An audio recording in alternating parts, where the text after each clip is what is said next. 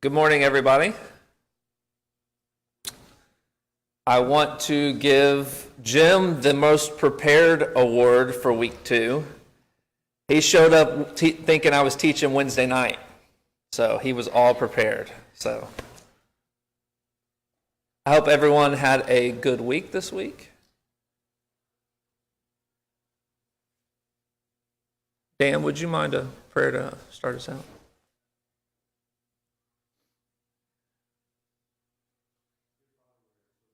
Be gathered here in your name this morning. We ask you to prepare for this class and study your word, that help give us the discernment necessary to understand what is being taught and to apply it to our lives. We're thankful for our health and our homes and many blessings that will allow us to be here this morning. We ask you to be with Jason this morning as he brings us a portion of your word and be with all of us.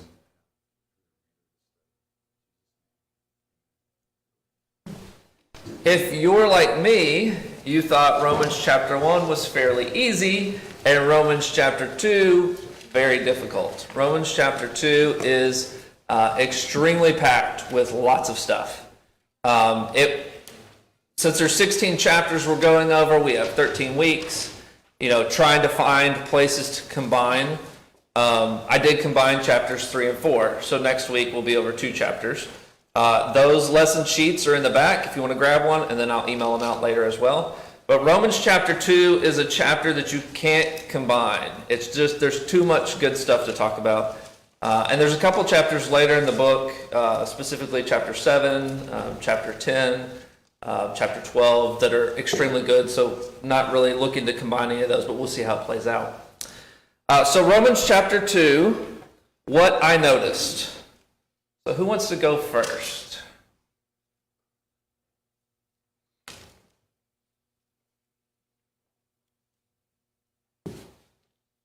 Somebody's going to go. Jennifer will. Look at that. She's got it. So the very first verse, people always say, don't judge me, don't judge me. It's not about that we can't judge, it's how. That's the way I see it. Yeah, that's a good thing to note. We're actually going to talk about kind of that principle here as one of our first questions. But how is very, very important.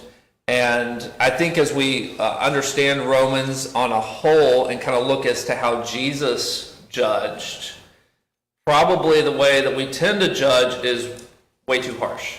I mean, even Jesus gave several parables about how we should judge, how we should forgive. Those two go hand in hand. You'll remember the person who owed much was forgiven much, and then turned around and said, "Well, you owe me $5. Give it here. I'm throwing you in jail." That distinction, the reason it's owed a lot to someone who owed little, is there for our purposes because we owed much. And so if we're forgiven much, we need to be thinking about how we're going to forgive much, not hold somebody's feet to the fire over little. There's tons of other things that, specifically Jesus does in reference to that. When the adulterous woman is brought, there's some other things that play there. But he says, neither do I condemn you, which is a judgment. Go and sin no more, which to Jennifer's point is still a judgment. But it's more of, look, you found yourself in bad stuff. Let's start over and let's just start working on doing what's right. And Jesus kind of has that play there between a really harsh judgment, which is what the Pharisees wanted to do, and a judgment of, I love you and let's do better. So that's very important. What else? Jennifer's got more. One more thing, I'm sorry. No, it's good. I just think you have to be careful, though, that you don't allow wrong in trying to be. No, sure. Absolutely. Absolutely. Yeah. I think Ty's got something. Yeah. He started to mumble something. Verse 21 is one that's always stuck out to me, is therefore you who teach another do you not teach yourself? And that's something that I always try to look out for, to make sure that the lessons that I teach or the lessons that we try and teach, that we need to make sure that we're applying them to our lives, not just being judgmental and trying to teach somebody a lesson and whatever. Yeah. That's a good one also, and that's one of the ones that we kind of get into in our questions a little bit later, because that was a big one that jumped out that I wanted us to discuss more in depth. Who else? Sir, then we'll go to Jim. I think one thing is people, they focus on the grace of God and that sort of thing, but I think if we're reading verse 4, the correct preaching about grace leads to repentance. I think that's something that doesn't get covered, the repentance aspect of teaching about grace. Yes, absolutely. There is a requirement for us on the part of what God has offered us. You know, it's a free gift, but He doesn't throw it at you and open it for you and make you play with it. You know, as a child's toy on Christmas morning, as an example, you know, there is a taking and there is a doing something with the gift. So there is still a requirement for us on that part, and we're going to talk about that actually a little bit further on the obedience aspect as we get down to chapter 2. Jim? I was going to say that we can have judgment according to the laws of the land, not according to God. So there's a difference being right with God in whatever you're doing, judging or whatever, and being right with the laws of the land. So they can conflict, but then not necessarily.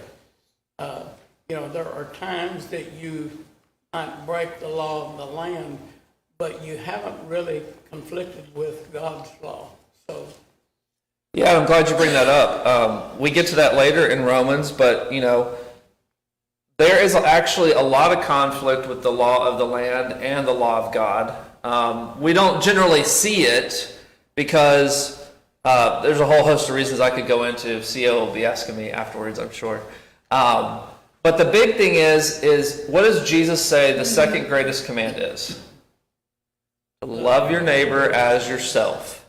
So when you start viewing God's law versus the law of the land in that aspect, it starts becoming a little bit clearer that there's a lot of things that are in the law and a lot of punishments that are in the law of the land that conflict with love your neighbor as yourself. So yeah, that's a good point. Appreciate you bringing that up. Anybody else have anything? Al? Towards the end, the last couple of verses, talking about a Jew. You know, you're not a Jew because they're outwardly circumcised. You're not a Christian.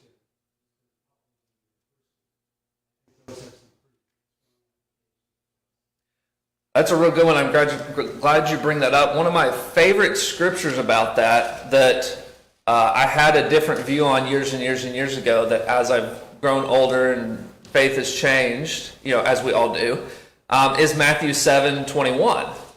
Not everyone who says unto me, Lord, Lord, shall enter the kingdom of heaven, but he who does the will of my Father which is in heaven. And if you notice the response there, what do they say? Lord, have we not cast out demons in your name? Who cast out demons? What does Jesus say? I'm sending the helper to you if you ask in my name. These aren't people that are out living completely wicked lives in Matthew 7. These are people that have powers to throw out demons, which we even see sometimes the apostles failed to do. So these are some people that have been given a gift and have something very strong going on here. But what does Jesus say? You workers of lawlessness, I never knew you. So even sometimes, to Al's example, you can have external things that look like you're a Christian. If I saw somebody throw out a demon, I would think, oh, that's got to be a Christian.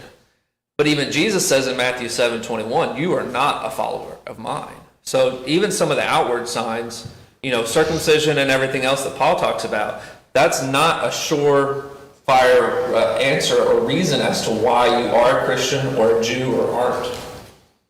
Thanks, Al. Thanks for bringing that up. Anything else? To go along with that, verse 11 is, you know, the Jews thought that just because they were Jews, they were going to be God's people. But yet, verse 11 tells us there's no partiality. So and there is no partiality today. There's people that think that they're chosen or whatever, and they're not. It's he who does the will of God. Yeah, and Paul will address that again kind of in Romans 11, and Romans 2 is kind of to the Jews mostly, but he gives a version of this in chapter 11, I was working on it this morning, that's to the Gentiles. And we're going to talk about that when we get there, but to that point, it talks about the Gentiles becoming puffed up, thinking that they were grafted in. And Paul says, if he cut them out, he'll cut you out too. You know, what are you thinking here? And so the Gentiles are also kind of becoming, well, we're special because they were kicked out so that we can be chosen. We're special. And Paul's reminding both of them, no respect to person, you're not anything special. They're not overly anything special either. So, yeah, thanks for bringing that up. Okay, let's move to our challenge and thought questions. This is an artistic representation, I don't remember what year it was done, of Jonah. So we're going to talk about that here with the first question. So I wanted to have just a picture for you to be able to look at. Is it acceptable to desire punishment for others?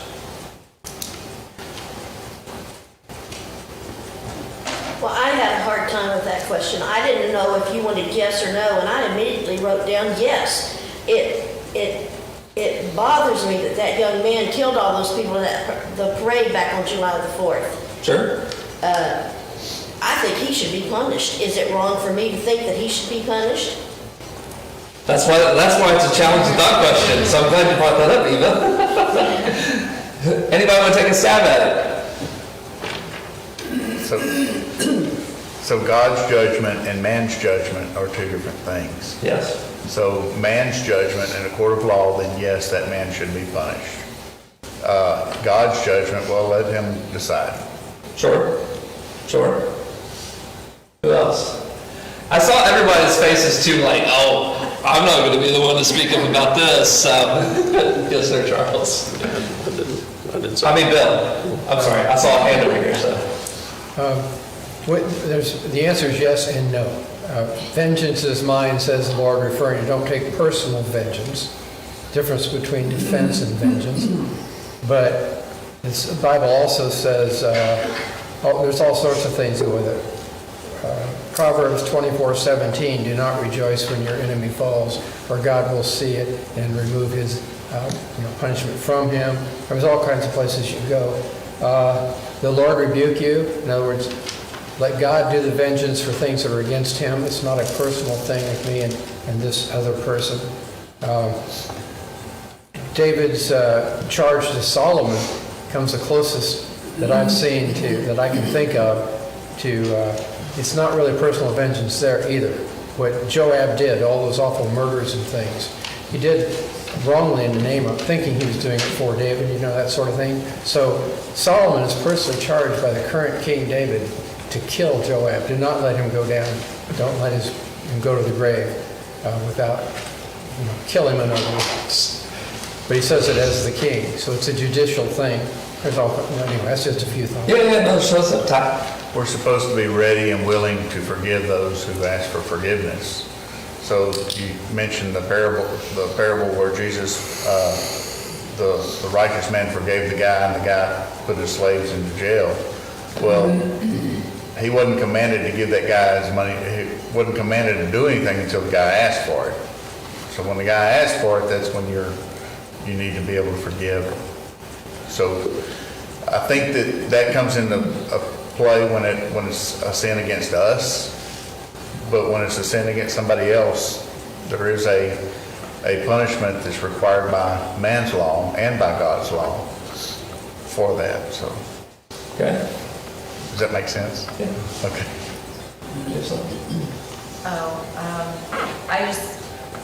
I can't help but think of, I can't remember how many years ago or which instance it was. I want to say it was a young man's brother that was shot and killed, but anyways, when he was in court and the person was there, he actually asked permission from the judge to go and hug this person who had murdered, his family member. And tell them that he forgave them and he prayed for them, that, you know, God would be in charge of what was going to happen to him as far as that goes, and still pray for his soul. So I don't know that I can do that, but I would like to think that I could know ultimately that God was going to be the one to have the judgment as far as that goes. And obviously he can't change the fact that the court case, you know, again, we have the laws here and he's going to go through that process, but the other part of it, I think, is important. Yeah, that's a good comment. I think it was there was also, I think it was the family of the young man that the officer ended up in his apartment in Dallas and shot and killed him. As I recall, his family was basically like, we don't want her punished, please just drop the whole thing because we want her forgiven, we forgive her, we don't, you know. So, I mean, there's good examples of strong people that do operate that way, which is I'm grateful for. Yes, yeah. Probably 20 years ago, there was a woman here in Texas who was the first woman to be executed by the state since like the Civil War or something like that. And as I remember it, she said, right before her execution, she said that I am guilty of what I was charged with. I deserve to die. But through apparently study, she had realized that she needed to be forgiven by God and the families. And she stated it that way. One, I'm guilty, I deserve to die. Two, there's eternal, you know, forgiveness. And that's that's what she seemed to be concentrating on at that time. Eternal forgiveness. Good comments so far. I want to point out just a couple different scriptures for us to think about as we're talking about this, because we're not moving on. Yeah, this is a good one. Ezekiel 18:23. Do you think that I like to see wicked people die, says the sovereign Lord? Of course not. I want them to turn from their wicked ways and live.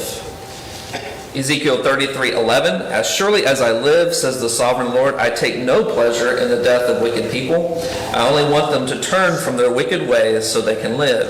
Turn from your wickedness, O people. Why should you die? 2 Peter 3:9. He does not want anyone to be destroyed, but wants everyone to repent. So now we're here to Jonah, because I want to bring up Jonah in this conversation. So if somebody will turn to Jonah chapter 3.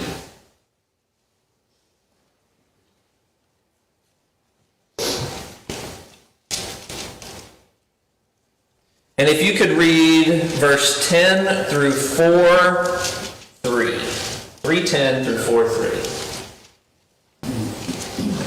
When God saw their deeds, that they were turned from their wicked way, then God relented concerning the calamity which he had declared he would bring upon them, and he did not do it. But it greatly displeased Jonah, and he became angry. He prayed to the Lord and said, Please, Lord, is it not what I said while I was still in my own country? Therefore, in order to forestall this I fled to Tarshish. For I knew that you are a gracious and compassionate God, slow to anger, abundant in loving kindness, and one who relents concerning calamity. Therefore now, O my Lord, please take my life from me, for death is better for me than life. In verse 4, just after that, God asks Jonah, do you have a right to be angry about this? You know, it's a rhetorical question, because he doesn't. You know, Jonah's just a messenger and a servant. So I'll tell you my personal opinion on it, because I'm going to. That's why I'm up here, right?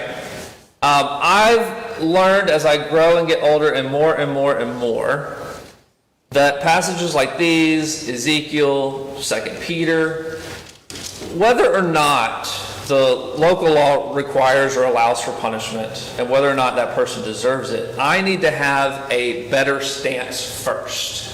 And my better stance first is, what do you think?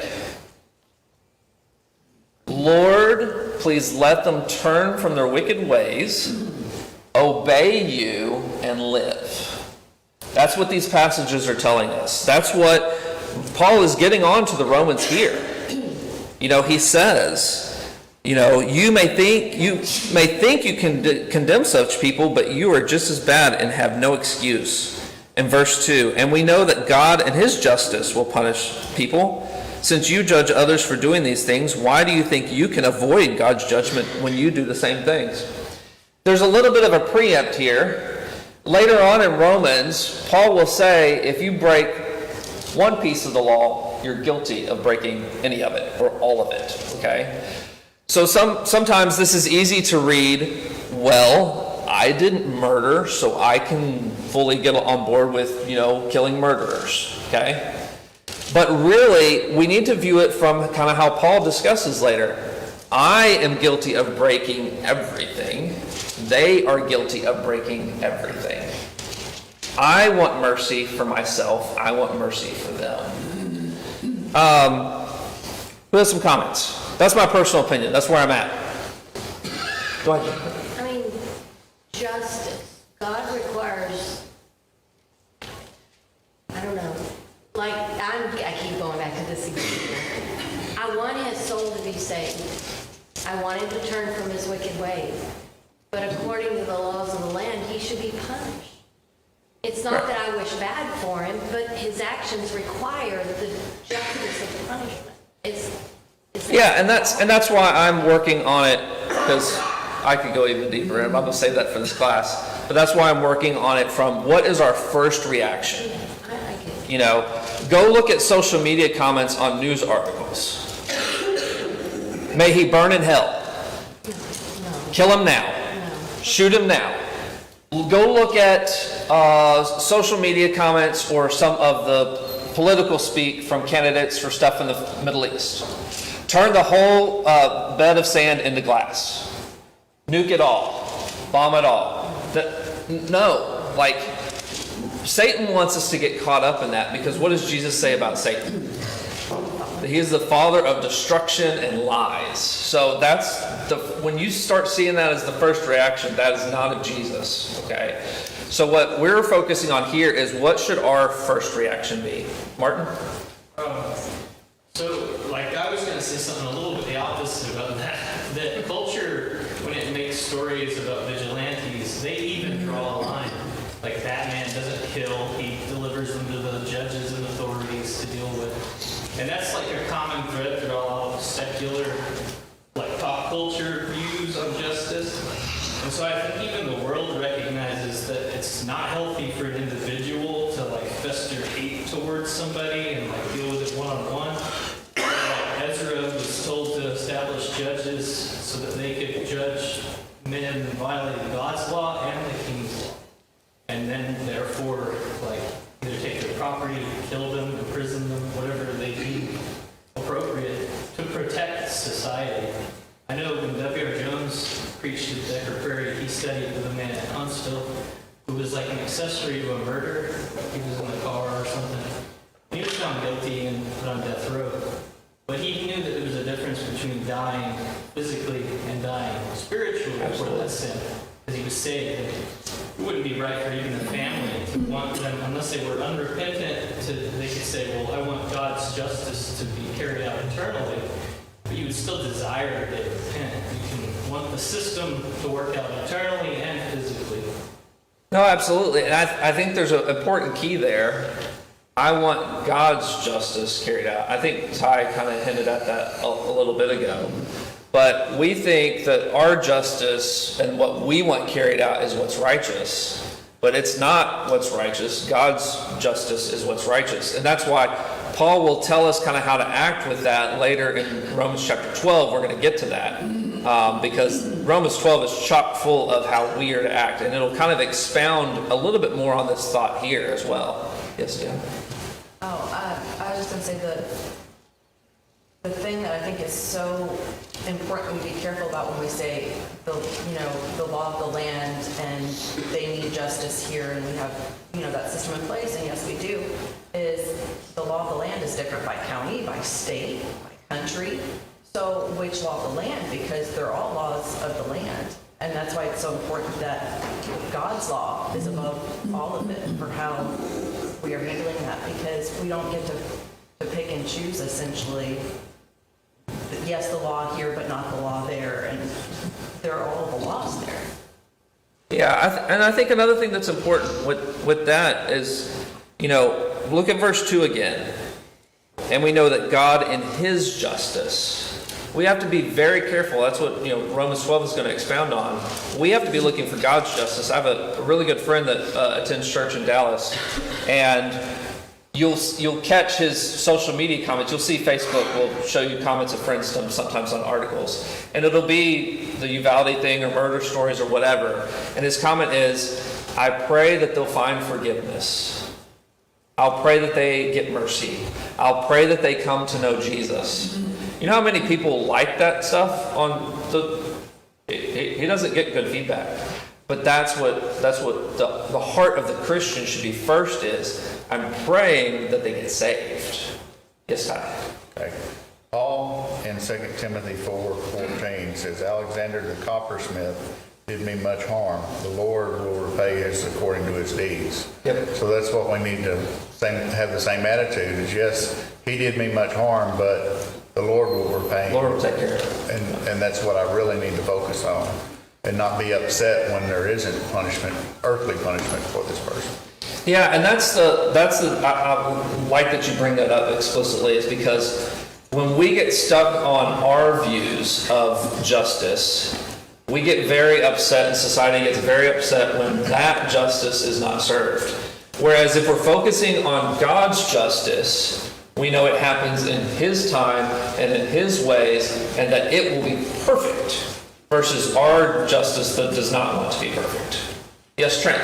Yeah, I'm not sure if there's a huge disconnect between God's justice and what we're talking about, the law of the land. Because in many cases, I think God's justice would actually be harsher than the law of the land if we're going off of what he laid out in the Ten Commandments. And then secondly, as we'll see in Romans 13, I think God's appointed these rulers, and in most cases their laws are reflective and based on, in a lot of societies, are based on thou shalt not kill and things like that, right? They're based on the Ten Commandments, and especially in our situation here, that a lot of that law is based on God's law. So I don't think it's like we can be like, oh well, God will figure it out in his own time. In some ways we know. So I agree with you that we shouldn't be necessarily desiring vengeance on someone, but at the same time, should we desire that crime be prosecuted? Absolutely, because that's protecting other people. So there's a victim that we need to be understanding and potential for more victims while we have this conversation about grace and mercy and justice. Yeah, and I think some of those are a little bit clear. Eva brought up the Uvalde thing. That one's pretty clear. But how many people have been freed, and what percentage of the jail population is actually innocent? That's where we get justice wrong, because we're looking at man's justice. Whereas if we're looking at God's justice is always perfect. It's always the exact right thing. And so if we are focused on having mercy and love, and then we focus on God, take care of your justice, then we can know what happens is what he's wanting. And then we don't have to be upset. We don't have to make the wrong choice. There's several good documentaries you can go watch for any of that stuff. And if you want any of that information, just let me know. Okay, I do want to get to these other questions though, but I really appreciate everyone's comments on this. I appreciate thinking and walking through it.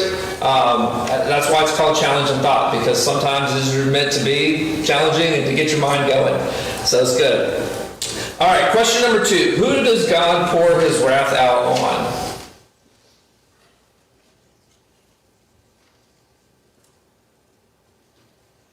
Anyone? Verse 9 is who does evil. Okay, I come up with 3. Verse 8, he says, but he will pour his anger and wrath out on those who live for themselves, who refuse to obey the truth, and live lives of wickedness. So there's kind of a 3-pronged approach here as to what you should be doing if you want to avoid God's wrath. Do the opposite of all of those 3. So don't live for yourself, which means live for others. Don't refuse to obey the truth. Work hard to obey the truth. And lastly, don't live a life of wickedness. So there's kind of a three-pronged approach there. Okay. Question 3. Do your deeds matter to God? This is a trick question on purpose. So, does it somebody? Anyone?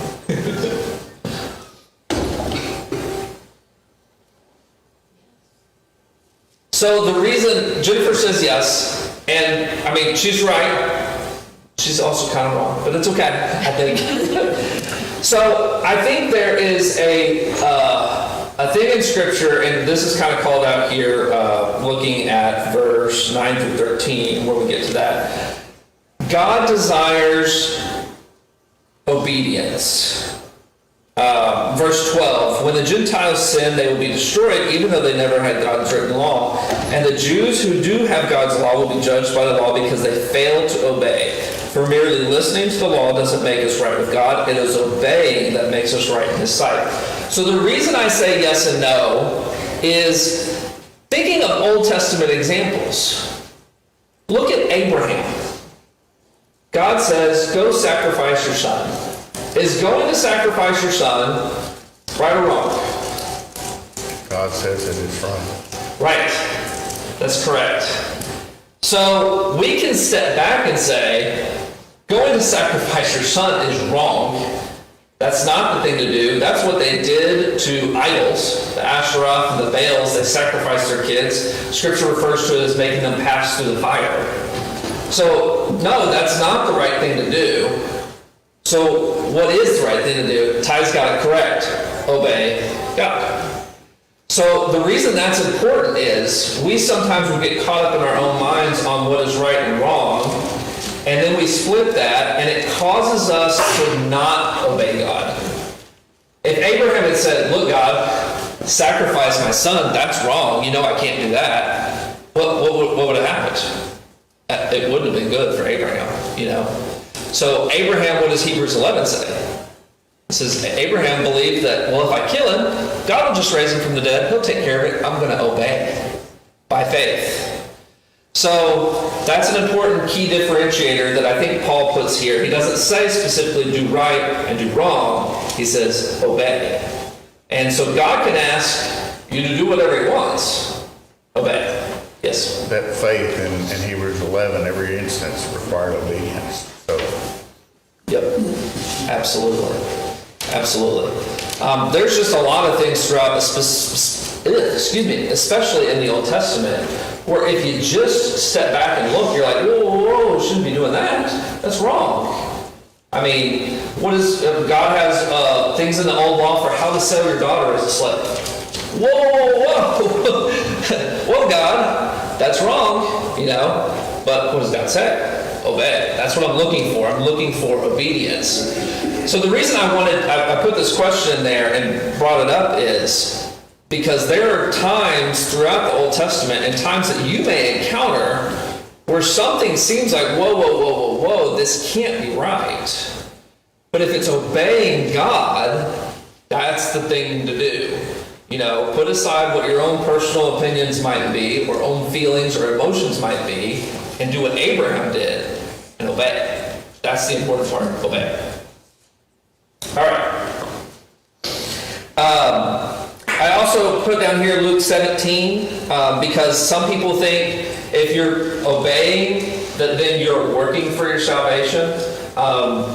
And Paul kind of throughout all of Romans is where you're saved by faith, you're saved by faith, you're saved by faith. And Andrew recently talked about that.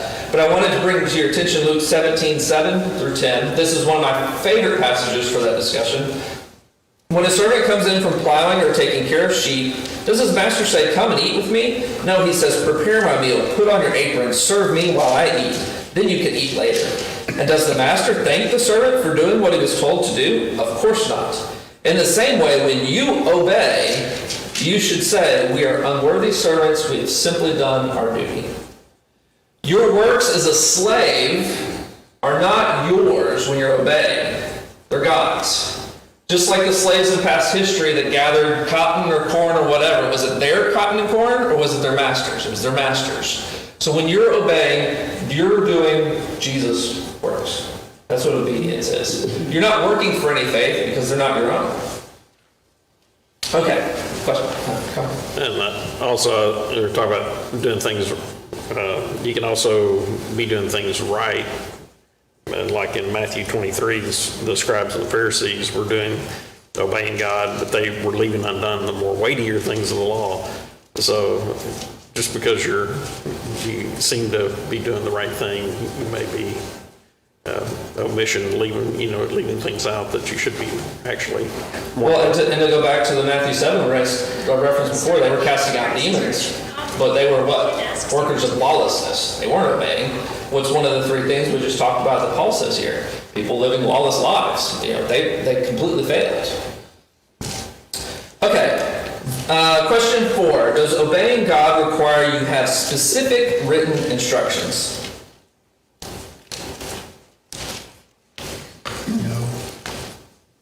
No. Okay. Bill says no. I says no. The Bible is not a list of do's and don'ts. Therefore, it can't encapsulate every situation. Yeah. It covers most, and it gives you an understanding of those things to help you understand what I should and shouldn't do. Yes. And that's one thing that I really love about the way Paul writes here when in verses 14 and 15. He says that they obey instinctively. God doesn't have to say, don't murder. The local law doesn't have to say, don't murder, for you to what? Determine it's wrong to murder. And the reason for that is, we talk about, the stars and physics and gravity and everything, and God put all that in order. But God also put order into us for how we should live. I mean, that's why his law, the law that Jesus talks about, the two greatest commands, love the Lord your God with all your heart and soul and mind, love your neighbor as yourself. There's no huge list of the rest of the book to tell you how to love your neighbor as yourself, is there? How do you know how to love your neighbor as yourself? Yes? If I love my neighbor, I'm not going to steal from him. There you go. If I love God, I'm not going to do other, you know what I'm saying? It's just, if you follow those two commandments, just like that one example of, if I love my neighbor, I'm not going to steal from him, then you're going to be covered if you understand that. I love the way the ESV put verse 14 here. It says, by nature, do what the law requires. That's how the Gentiles were operating, by nature. And I think that's just really cool because, when you think about what people do, take abortion, for example, why do we know that that's the wrong thing to do? Because your gut just instinctively tells you this is awful. This is not something that should be done. Think about slavery. Why do you know that it's something you shouldn't participate in? Because it just tells you instinctively that's not how you should treat people. I found some other verses that I wanted to read on that real quick that kind of extrapolate on that. Jeremiah 31:33, God talking about the Gentiles. I will put my law within them. Galatians 5:14, for the whole law was fulfilled in one word: you shall love your neighbor as yourself. That's where Jesus says that second greatest command. And he says what? All the law and prophets hang on these things. If you aren't focused on those two, you're in trouble. Big trouble. Those are the two things you have to do. All right. Question 5.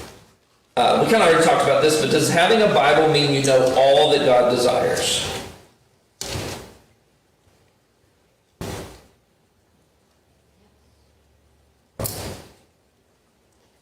Look at verse 20. You think you can instruct the ignorant and teach children the ways of God, for you are certain that God's law gives you complete knowledge and truth. Did the Pharisees know everything that God required, even though they had specific written instructions? Did God tell them every single which way how to love your neighbor as yourself? No. Does God tell us every way? No. Did God's law in the Old Testament, which told them to love the Lord their God with all their heart, soul, and mind, tell them every single way to do that? No. I mean, there are things that we have where we have, as we're talking about, God puts things within us. We have ways to live that we can know are right, even though they're not written in the Bible. I mean, we can know how to treat people, even though the New Testament doesn't say, make sure and do this to every person, and make sure and do this to every person, and make sure and do this to every person. Like, we don't have a list of that, but we're still charged with that, even without having it on paper. Okay, question 6. Can we cause others to deny God?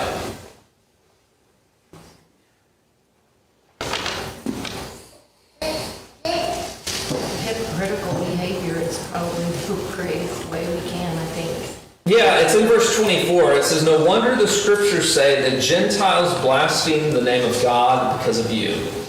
I did like how he put blaspheme, because I specifically wanted to make sure I kind of separate something here. People don't like the truth that when they're not living how God wants, that it's wrong. Okay? That's just inherent. And you'll get people, you'll see comments or hear comments or be in discussions, and people will say, oh, well, they just didn't love me how I was. Okay. Asking someone or helping someone or requesting someone to be obedient to God is not the same as causing someone to blaspheme God. You know, there's a difference there. We're still charged with teaching the good news. We're still charged with teaching you have to obey. You can't be lawless. All the things we just discussed here earlier in chapter 2. So there is a difference here. And the reason I put that question on here, I wanted to bring it up, is some people will get hesitant to speak the truth because what if I push that person away? We kind of talked about this last week in chapter 1. You know, God takes care of bringing people to Him. We're charged with what? Sharing good news. That's our charge. And so don't be scared when you're talking with someone that you shouldn't share the good news or you shouldn't share truth because it might push them away. That's our charge, irrelevant of that. Let God handle bringing the person to Him or not. Let's handle our charge. And then question 7, even if you follow the Bible exactly, is this all that God desires?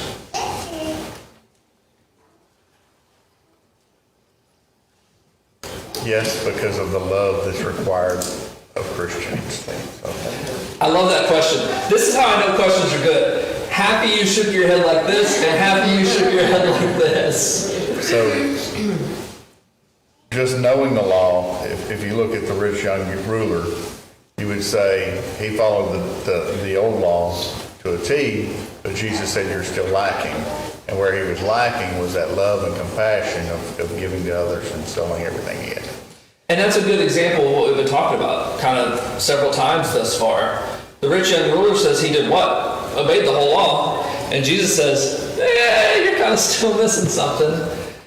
What I noticed was in verse 29, it says, a true Jew is one whose heart is right with God, and that a true Jew is someone who has their heart changed by the Spirit, and a person that their heart has been changed such that they seek praise from God and not from men.